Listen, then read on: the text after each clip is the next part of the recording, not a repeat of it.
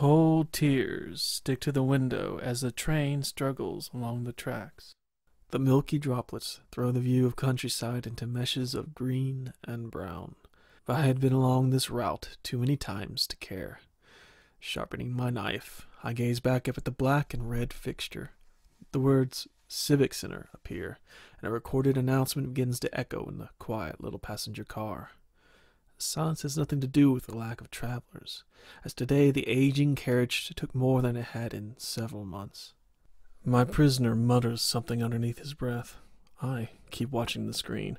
After 7 years of being a constable, and another 4 of being a vigilante, some things just become part of life. From the horrible weather to the watered-down coffee that the locals sell, few things ever change. A bounty being chatty was hardly anything new. The man stretches his shoulders. I have some luck, don't I? The train shudders to a stop, and the doors open to a concrete platform.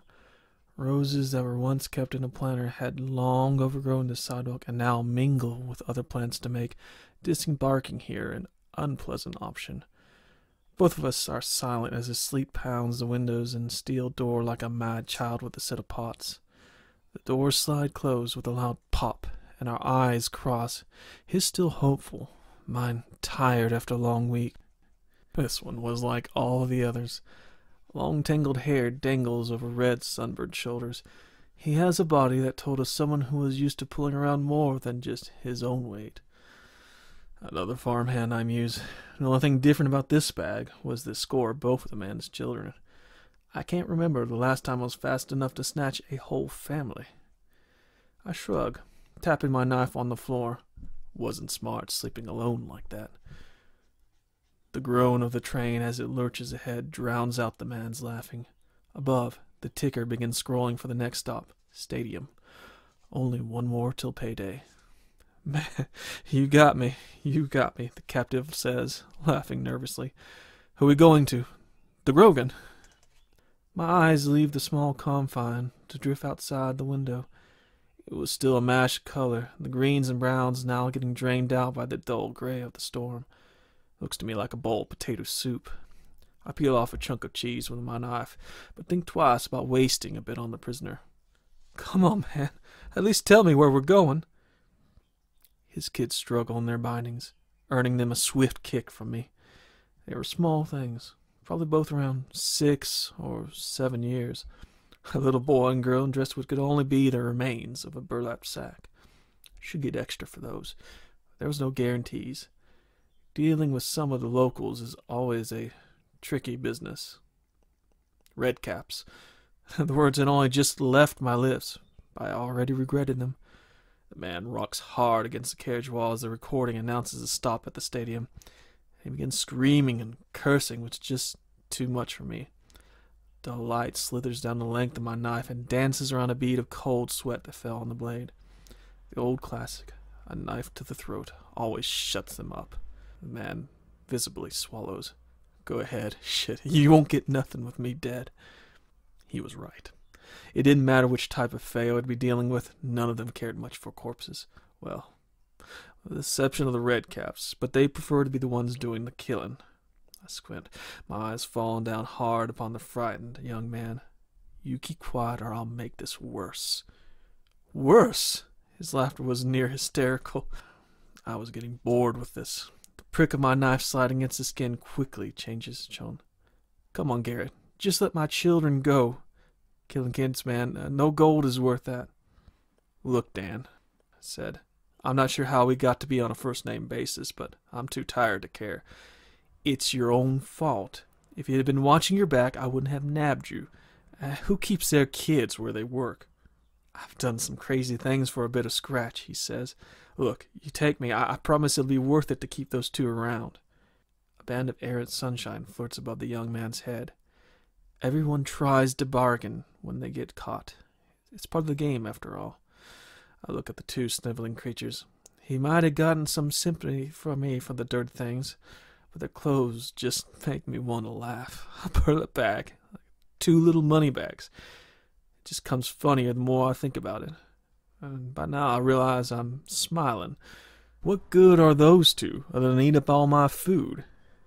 looks at me, again with that kind of desperate glint. "Best egg thieves around these part," he says. I couldn't miss the bit of pride coming through then. He leans toward me. "Little Eric here has got some real sticky fingers." A sliver of cheese falls to the floor, which I retrieve with my knife. Yeah, it's their sticky fingers I don't care much for. Pointing to two with my cheesy in the blade, I begin to count off the money I might make. I think I can get a good bit of war for those two. Much better than have to deal with the smell. Look, man. As the train lurches onward, my elbow finds his way hard in the side of Dan's head. "You call me man again, the last thing your kids are going to see of you here is me putting my knife through your eye. Now shut up." That seems to settle things. He looks at me now with a fire that would keep a sponge dry in this weather. But looks don't make any noise, and I'm fine with that. Outside, the storm rages as the train inches along.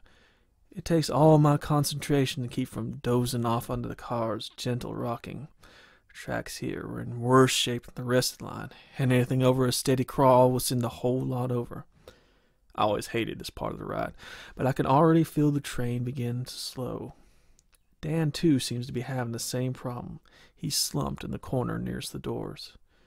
He's either that or he was quitting on me. Shit, I'm going to have to lug him around.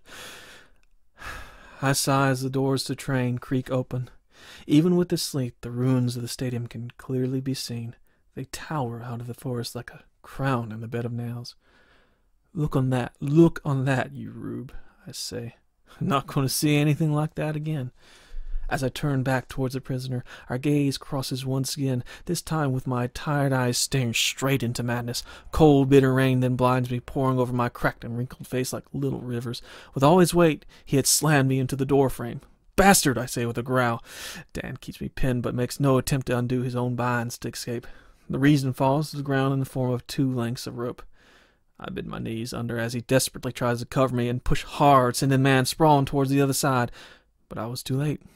Diving for the leg of the little boy offers me one last parting view of my bonus disappearing into the wreckage.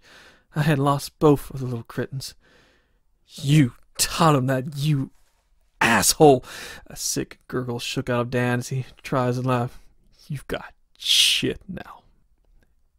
Ethan Pine flashes up on the screen. This next stop was our last. Biting my lip, I look for my knife, finding it awash in a growing red tide. Watching my livelihood trickling down the cracks in the grating was in some way entrancing. "Shit," I say, shaking my head. I had no training in this sort of thing. Catching and grabbing, that's all I was ever good at. Ripping off a part of his trousers fails to stem the blood loss. The dark gash in his neck is now spilling blood onto the train floor too fast. "They're no better out there than they were with me, you got shit." Dan laughs through convulsions. His body shakes once and then eases into the gentle roll of the train as it rounds a curve. Next stop, Ayton Pine. The recording's hollow voice echoes and the train grinds to a halt. Like the maw of a great beast, the doors open.